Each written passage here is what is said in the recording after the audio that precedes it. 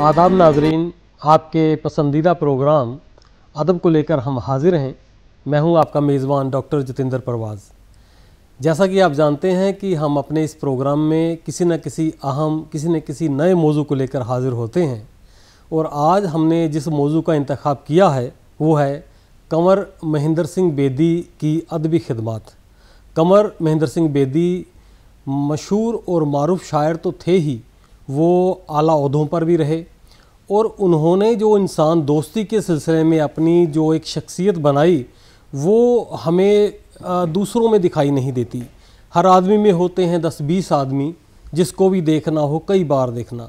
वो फिल्म साज भी थे, उन्होंने फिल्म में काम भी किया, फिल्में बनाई भी। आपने वो फिल्म ज़रूर देखी होगी, पुरानी फिल्म थी एक, मन जीते जग जीत। उस फिल्म में उन्होंने किरदार भी किया, और हमारा इलाका पठानकोट का है, उस इलाके में उसकी शूटिंग हुई। इसके अलावा उन्होंने और भी फिल्में बनाई, और शायरी में वो मुकाम हासिल किया कि आज भी उनको याद किया जाता है। उनकी शायरी जो बहुत से गुलकारों ने गाई, और उनके बहुत से शेर जो थे वो मिसाल बन गए। इसी सिलसिले में हमने जिस माहिर अदब को गुफ्तगू करने के लिए अपने स्टूडियो में दावत दी हैं, और जो हमें कंवर महेंद्र सिंह बेदी की अदबी खिदमत और उनकी शख्सियत के दूसरे पहलुओं के बारे में बताएंगे, वो है डॉक्टर मोहम्मद इकबाल साहब। मेरे साथ तशरीफ़ फरमा हैं। डॉक्टर मोहम्मद इकबाल साहब की शख्सियत भी किसी तारुफ की मोहताज नहीं है। पंजाब का एक बड़ा नाम, अगर आप तनकीद निगार के सिलसिले में देखेंगे तो उनकी बहुत बड़ी इमेज है।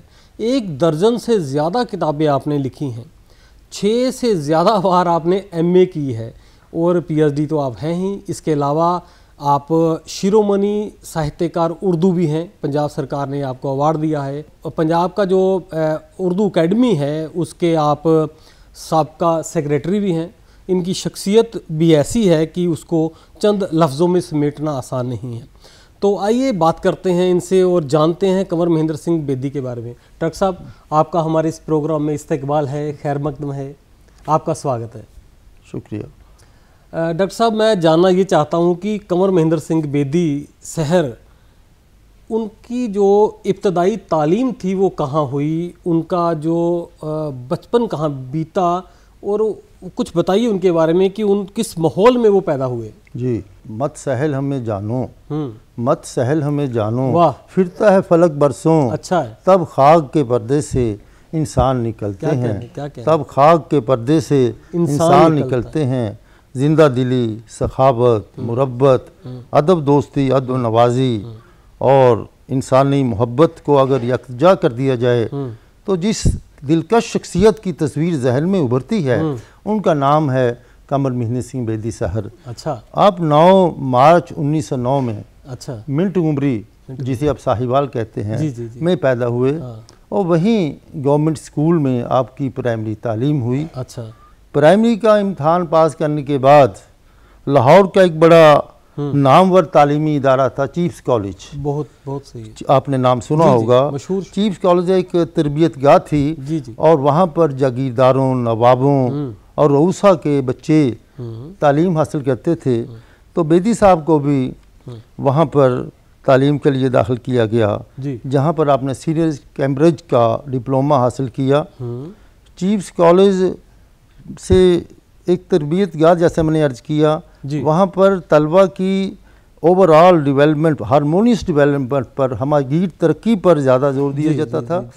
चीफ्स कॉलेज के बाद आप गवर्नमेंट कॉलेज लाहौर की तरफ आपने रुख किया ग्रेजुएशन के लिए। अच्छा। 1929 में आपने गवर्नमेंट कॉलेज लाहौर से ग्रेजुएशन का इम्तहान पास किया, और ग्रेजुएशन में आपके जो अहम मज़ामीन थे वो थे फ़ारसी और तारीख़। फ़ारसी और तारीख़, जी हाँ।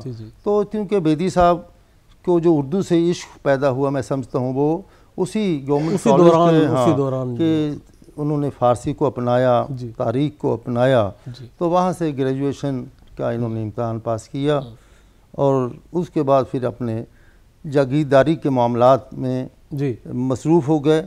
और डॉक्टर साहब, ये तो इनका इब्तदाई जो दौर था वो रहा, तो ये आला ओहदों में किस तरह आए और शायरी की तरफ कैसे रुख किया इन्होंने? जी हाँ, बहुत खूबसूरत सवाल है। ग्रेजुएशन के बाद कुछ साल इन्होंने अपने क्योंकि इनके जो सकाफती मशागिल भी थे, कुश्ती यानी पतंगबाजी और कसरत, ये इनमें भी हिस्सा लेते थे। जब ये 1934 में इन्हें PCS में नॉमिनेट किया गया। अच्छा। तो पहली मुलाजमत इनकी लायलपुर में हुई। लायलपुर के बाद ये रोहतक में आए। रोहतक ये तब मुश्तरका पंजाब था। हाँ, जब अनडिवाइडेड पंजाब था, ब्रिटिश काल की बात है। हाँ, आज़ादी से पहले के अयाम हैं ये बेदी साहब के।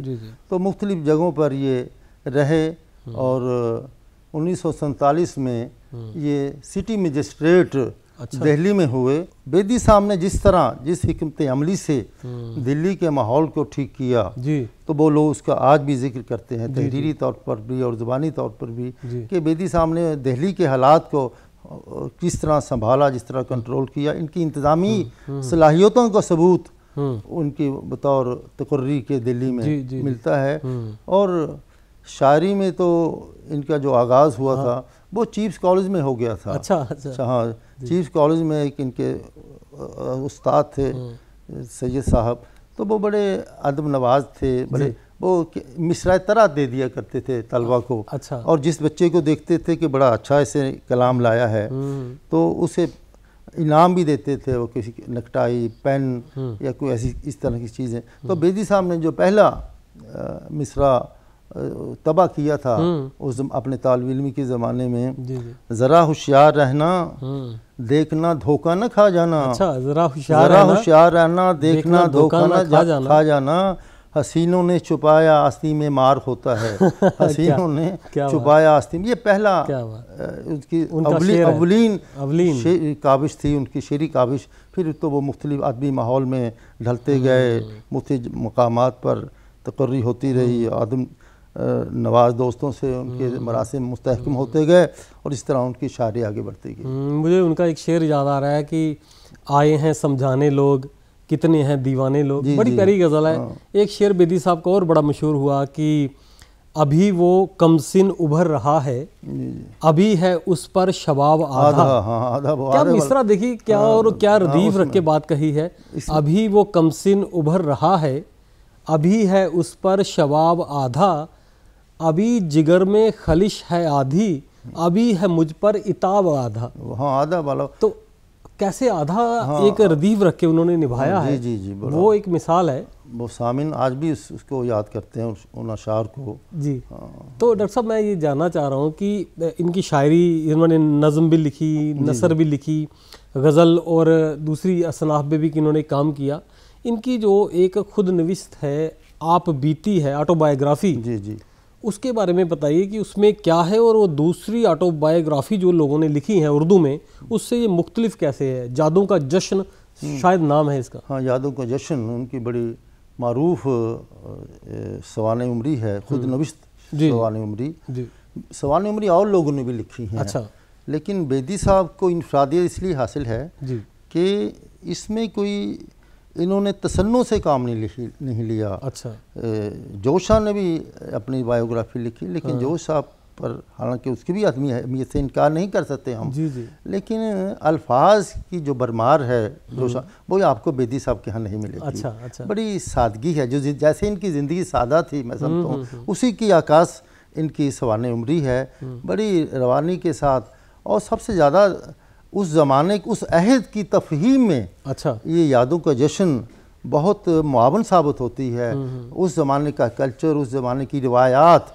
बल्कि आप हैरान होंगे कि बेदी साहब ने जिन शख्सियात के मुरक्के तहरीर किए हैं अपनी, बल्कि एक सवाने उम्री से ज़्यादा मैं समझता हूँ इसमें पता नहीं कितने लोगों की सवाने उम्रियाँ बेदी साहब ने शामिल कर दी हैं। और उनकी तारीफ़ करनी चाहिए कि उनकी मालूमात की, कि उनकी हर शख्स की ज़ात बरादरी, कोई अराई बरादरी से ताल्लुक़ है, किसी का पठान बरादरी, तो ये तफसीलात भी बेदी साहब को पता थी। क्या बात। तो ये मैं समझता हूँ बड़ी, तो हमारी गंगा जमनी तहजीब जिसे आप कहते हैं, इसकी झलक आपको आप उस यादों का जश्न में आपको नज़र आएगी। तो बेदी साहब की यादों का जश्न आज भी अपनी तासीर उसी तरह रखती है। आप एक दफ़ा उन्हें शुरू कर दीजिए और हमारे हिंदुस्तान की नामवर शख्सियात पर जो कुछ उन्होंने लिखा है उससे मैं समझता हूँ तारीख के तालिब इल्मों के लिए नहीं बल्कि सोशियोलॉजी के तालिब इल्मों के लिए भी ये किताब मुफीद है। मैं तो कहूँगा ये तदरीस से ताल्लुक़ रखने वाले लोगों के लिए। उन्होंने अपने उर्दू के उस्ताद मास्टर अब्दुल हमीद का जिक्र किया कि एक टीचर जो है अगर मुशफ़िक़ होता है, मुशफ़िक़ाना अंदाज से, हमदर्दी से तालिब इल्म को पढ़ाता है तो उसके बड़े मुस्बत असरात मुरतब होते हैं, जैसे कि उन बेदी साहब पर हुए। तो मैं समझता हूँ ये इसका मल्टी डायमेंशंस इसको आप कह सकते हैं कि इसके कई रुख हैं यादों का जश्न के, तो कई लिहाज से ये मुफीद है। तो इसकी अफादियत, इसकी मानवियत आज भी उसी तरह कायम दायम है। जी डॉक्टर साहब, उनकी जो ये यादों का जश्न है इसके बारे में आपने बता रहे हैं, तो मैं जानना जी चाह रहा हूँ आपसे कि आपको बेदी साहब से मिलने का कोई मौका मिला, और आपका शहर जो है मलेरकोटला, मैंने सुना है कि वो वहाँ पर भी तशरीफ़ लाए हैं। जी और उसका उन्होंने जिक्र भी किया है कई जगह। जी हाँ, बेदी साहब ज़िला संगरूर के डिप्टी कमिश्नर थे उस वक्त। मालेरकोटला ज़िला संगरूर का एक हिस्सा था, तहसील थी, पुरानी रियासत थी। तो बेदी साहब ने लिखा है कि मेरे संगरूर में एक रियासत मालेरकोटला थी जो अपनी सेकुलर रवायात के लिए बड़ी नामवर है, बड़ी मशहूर है। जब गुरुजी के साहबजादों को दीवार में चिनवाने का गैर मुनसिफाना फैसला हुआ तो नवाब मालेरकोटला ने उसके खिलाफ सदाए हक बुलंद की और कहा कि ये मासूम है, इन्हें दीवार में ना चिनवाया जाए। तो उसका नतीजा ये हुआ कि 47 में जब चारों तरफ खून और आग बह रहा था तो मालेरकोटला दारुल अम्र रहा, दारुल अम्र के तौर पर, और वहाँ पनाह दी गई लोगों को। जो उसके अंदर दाखिल हो गया वो महफूज हो गया, बल्कि बाहर के लोग भी वहाँ के उन्होंने पनाह ली और उनकी आराइश और उनकी रहाइश का इंतज़ाम किया गया। तो बेदी साहब ने इसको बड़ा मुख्तलिफ मुकामात पर मालेरकोटला का जिक्र किया है। और एक आज़ादी के बाद वो उन्हें एक मौका मिला, जो वो 1988 में पंजाब यूनिवर्सिटी पटियाला की जानिब से फैसला हुआ कि ये नवाब शेर मोहम्मद खान जैसे सेकुलर हुक्मरान के नाम पर एक उर्दू, फ़ारसी, अरबी का इदारा एक कायम, उर्दू, अरबी, फ़ारसी का institute of Urdu, Persian and अरबी के नाम पर कायम हुआ। और यूनिवर्सिटी के वाइस चांसलर ने मुझसे कहा कि मेहमान खुसूसी इस तकरीब के कौन होंगे। तो मैंने कहा भाई मेरी निगाह में सबसे मौजूद तरीन आदमी कमर बिंद बेदी हो सकते हैं। तो उन्होंने कहा भाई वो तो शायद ना आ पाए। मैंने कहा आप ऑफिशियल कहते वो तो मैं लिख दूँगा, आप अपने तौर पर अगर आप रब्ता कैम कर लें। तो मैंने ख्याल लिखा। उन दिनों वो कहीं बाहर जा रहे थे मुशायरे में, कहते किसी और दिनों में होता तो मैं आ जाता। इत्तेफाक हमारी खुशकिस्मती कि वो मुशायरा पोस्टपोन हो गया और बेदी साहब का ख़त आया मुझे कि बेदी यूनिवर्सिटी के वीसी साहब ने आपको मतला कर दिया होगा कि मैं 8 अक्टूबर 88 को बजरिया नाबा होता हुआ मालेरकोटला पहुँचूँगा। क्या बात। लंच आपके यहाँ खाऊँगा मालेरकोटला में और शाम में संगरूर चला जाऊँगा, वहाँ क्या हुआ। तो वो तकरीब जो थी, यानी उसकी इनॉग्रल फंक्शन जो था नवाब शेर मोहम्मद खान का, उसको लोग आज भी याद करते हैं क्योंकि उसमें तमाम मौज़ीन शहरी मौजूद नहीं थे बल्कि अदब के साथ ताल्लुक़ रखने वाले पंजाबी यूनिवर्सिटी के वाइस चांसलर डॉक्टर बकर सिंह थे और एडमिनिस्ट्रेटर थे वक्फ बोर्ड के डॉक्टर मंजूर अहमद आइबत और पंजाबी की बड़ी नामवर अदीबा थी डॉक्टर दिलीप कौर टिवाना, बहुत बड़ा नाम, वो उसमें बतौर मेहमान के शामिल थी। और मालेरकोटला नवाब की मरहुमा बेगम साहबा मुनव्वरुन्निसा वो बेगम थी और बेदी साहब उसके चीफ गेस्ट थे, मेहमान उस तकरीब के मेहमान। और उन्हें समा बांध दिया। अपनी पुरानी यादें तो ताज़ा की ही और अपना कलाम से भी दूसरों को नवाया और इंस्टीट्यूट के लिए अपनी ज़ाती लाइब्रेरी से 400 किताबें देने का ऐलान भी किया। तो उसके और मुझे मेरी खुशबख्ती थी कि मुझे उस तकरीब की निज़ामत के फ़राइज़ अंजाने की सआदत नसीब हुई। बहुत बड़ी बात है। और इतनी बड़ी शख्सियत से मिलने का आपको मौका मिला। हालांकि जब मैंने होश संभाला तो बेदी साहब जा चुके थे, मुझे उनसे मिलने का मौका नहीं मिला। तो लेकिन मैंने जब मुशायरों की दुनिया में कदम रखा तो जो मैंने उनकी जो दिल्ली में मैंने पहला ऑल इंडिया मुशायरा पढ़ा वो बेदी साहब की याद में हुआ था। जी हाँ, उसमें उसके बाद मैं था। और उसके बाद आपकी जो बेदी साहब की सी अकीदत है, आपकी जो खिदमात हैं, उन्होंने ट्रस्ट वालों ने आपको वहाँ सम्मानित भी किया था। कुंवर महेंद्र सिंह बेदी मेमोरियल अवार्ड भी मुझे मिला था, दिया गया। ये भी आपकी खुशकिस्मती है। हाँ, मुझे मौका मिला उनके बारे में जानने का। तो मैंने जाना कि ये बहुत बड़ी शख्सियत है। KL नारंग साकी जो है, मैं समझता हूँ उनको जिंदा रखने में इसमें कोई मुबालगा राय नहीं है कि उन्होंने उनकी मौत के बाद, बल्कि मौत की उनकी हयात में ही जिस तरह साथ करीब थे, मालिकुल्लाह भी आए, तो वो दस्ते रास्त थे उनके बेदी साहब के, और उन्होंने जितनी किताबें मुरतब की, नारंग साकी ने, मैं समझता हूँ ऐसी ये बेदी साहब की भी खुशकिस्मती थी कि उन्हें ऐसा एक रफ़ीक मिला जो आज भी उन्हें ज़िंदा किए हुए हैं, आज भी याद रखे हुए हैं। बेदी साहब की जो शायरी है, नज़्म है, उनकी गज़लें हैं, मैं चाहता हूँ कि हमारे नाज़रीन को अगर आप कोई नज़्म उनकी या चंद अशार कोई आप उनको सुना पाएँ तो अच्छा लगेगा, बहुत अच्छा मौका है ये। जी। असल में बेदी साहब की नज़्म और गज़ल दोनों में रूह असर मौजूद है, और उस ज़माने की जो क्योंकि बेदी साहब का ताल्लुक़ जो था गुरु नानक देव जी की 17वीं पुश्त से था। अच्छा। और एक रूहानियत, एक अखलाक और किरदार की बुलंदी जो है वो बेदी साहब की ज़िंदगी में मौजूद थी, और उनके कलाम में भी उसकी झलक आपको देखने को मिलेगी। तो गुरु नानक देव जी की ये जो कितनी पुश्त बताया आपने? 17वीं पुश्त। उनके परिवार में से? हाँ, उसी, क्योंकि उनका ताल्लुक़ गुरु नानक देव जी से पुश्त था, 17वीं पुश्त में। अच्छा। तो इसलिए मैं समझता हूँ उनकी जो शायरी है इसकी झलक आपको उसमें देखने को मिलेगी जी। तो जहाँ तक उनके अशार का ताल्लुक़ है, एक नज़म है जी, गुरु नानक देव जी के पस मंज़र में है। हाँ, बेदी साहब का ख्याल था कि जब दुनिया में मज़ालिम और तशद्दुद बढ़ जाता है, अच्छा, तो फिर अल्लाह ताला अपने नेक बंदों को दुनिया में रहनुमाई के लिए भेजता है।